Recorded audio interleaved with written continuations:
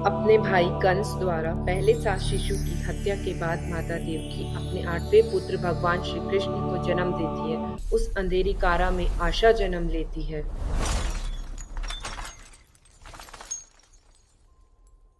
भगवान श्री कृष्ण के पिता वासुदेव जी जानते थे कि भोर से पहले उन्हें गोकुल पहुंचना है और दिव्य शिशु को यशोदा जी के पास सुलाना है।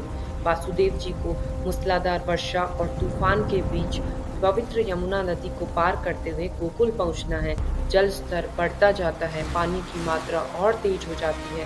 तभी वासुदेव जी ये फैसला करते हैं कि वे भगवान श्री कृष्ण को अपने सिर पर उठाकर हर विपत्ति से बचाते हुए आगे बढ़ेंगे। जल स्तर और बढ़ जाता है। तभी शिशु का नन्हा पैर जल को स्पर्श करता है और लहरें शांत हो जाती है, पानी कम हो जाता है और गोकुल का मार्ग खुल जाता है।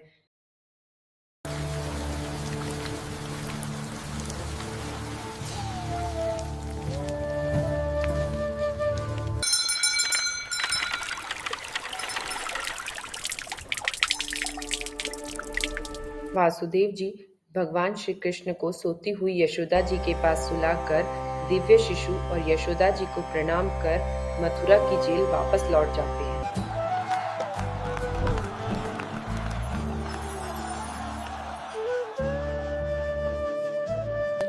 गोकुल की गलियों में नन्हे कान्हा की नक्कड़ चाल शुरू हो चुकी है। पीछे पीछे तेज कदमों से दौड़ती मैया यशोदा, हाथों में माखन की मटकी और चेहरे पे मासूम सी मुस्कान। छोटी सी चंचल जिसके गालों पर शरारत और हंसी दोनों सजी है। कान्हा के पीछे भागती है नन्ही राधा, वो माखन की खुशबू और कान्हा की बांसुरी से खींची चली आती है। धूल उड़ाती गलियां बच्चों की किलकारियों से गूंज उठी है।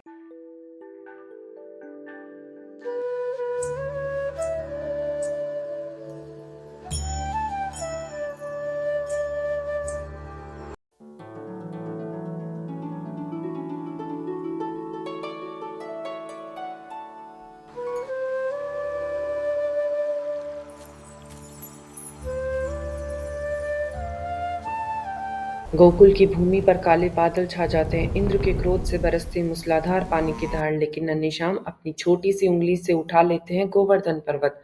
गांव वाले, गोपियां, गौएं सभी उनकी शरण में आ जाते हैं। मथुरा का राजमहल अखाड़े में खड़ा है अत्याचारी कंस, क्रोध से जलती आंखें, अहंकार से भरा चेहरा, लेकिन कान्हा का आत्मविश्वास अडिग है।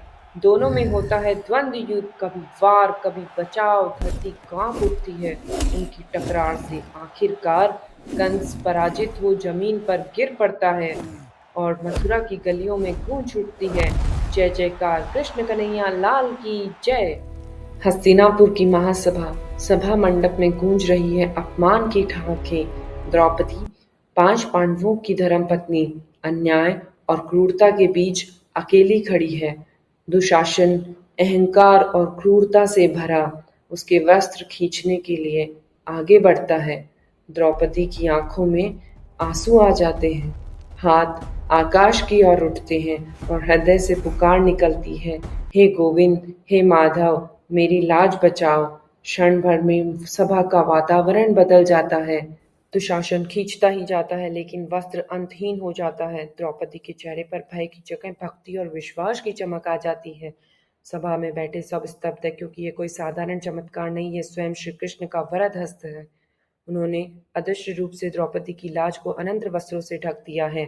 जो कृष्ण में अटूट विश्वास रखे, उसकी रक्षा स्वयं माधव करते हैं। कुरुक्षेत्र का मैदान, दोनों सेनाएं आमने सामने खड़ी है। धूल, शंखनाद और रथों की गर्जना के बीच अर्जुन का मन विचलित है।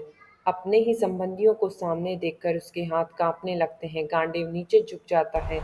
रथ के सारथी स्वयं योगेश्वर श्री कृष्ण शांत और दिव्य मुस्कान के साथ कहते हैं, अर्जुन, यह संकोच क्षत्रिय के लिए शोभा नहीं देता। कर्म ही तेरे अधिकार में है, फल की चिंता मत कर। जैसे किसान बिना फल की आस के बीज बोता है, वैसे ही तू अपना धर्म निभा।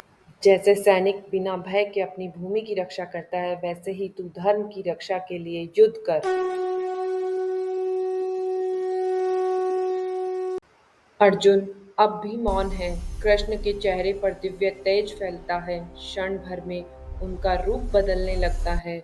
वह प्रकट करते हैं अपना विराट स्वरूप, अनगिनत मुख, अनगिनत नेत्र, असीमित भुजाओं में शस्त्र, ग्रह, नक्षत्र उनके भीतर समा जाते हैं।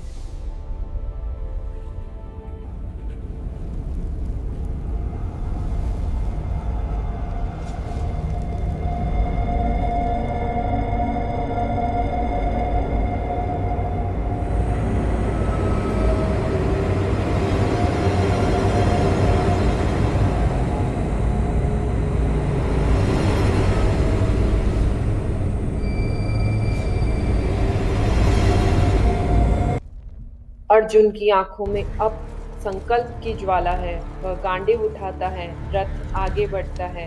धूल और सूर्य की किरणें सोने की आभा बिखेर रही हैं। युद्ध भूमि गूंज उठती है। कृष्ण प्रसन्न होकर लगाम थामे हैं और अंत में विजय के संकेत के साथ वे अपना हाथ उठाकर अर्जुन को आशीर्वाद देते हैं, एक शाश्वत वचन के साथ, जो धर्म के पथ पर अडिग है, विजय सदा उसी की होती है।